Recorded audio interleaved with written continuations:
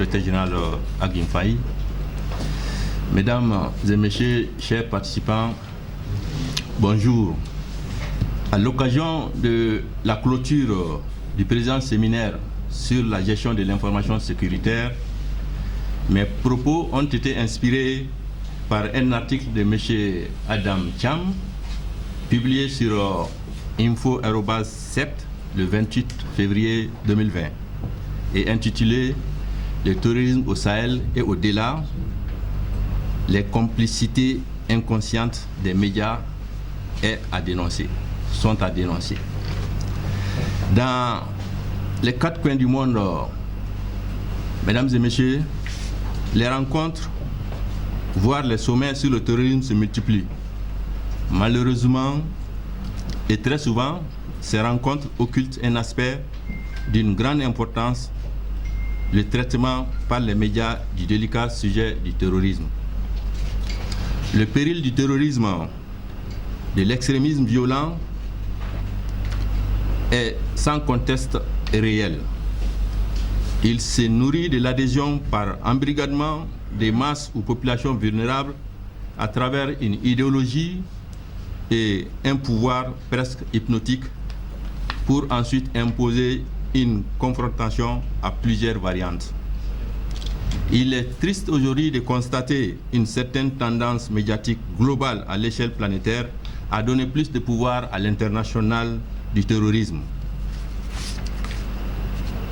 La moindre faille au niveau de l'État et de ses institutions est exploitée par l'idéologie terroriste pour faire adhérer des adeptes. Souvent, cette faille existe tout simplement parce qu'il y a déficit de communication ou mauvaise communication. D'où l'intérêt d'accorder la plus grande importance à la communication, au corps et au contenu du message, aux vecteurs et canaux, ainsi qu'aux cibles. Mesdames et messieurs, l'usage de certains thèmes, de certaines thématiques, comme par exemple l'État islamique, si cet usage est fait sans qu'on apporte la nuance terroriste, on peut penser ou on peut être amené à croire que l'État islamique, tel que Daesh, est un État normal à l'instar des républiques islamiques. Le dilemme, s'il existe, c'est comment informer vrai sans mettre sous les projecteurs les acteurs et les actes terroristes. Il est temps que les médias se mettent eux aussi en ordre de bataille contre le terrorisme. La communication est un champ de bataille au XXIe siècle. La plume, le clavier sont des armes. C'est pourquoi les entreprises terroristes ont leurs propres outils de communication, de propagande. À mon avis, le traitement de la question dans le seul cadre de la loi ne suffit pas. C'est pourquoi il faut la formation, la sensibilisation de ceux qui ont la responsabilité de communiquer.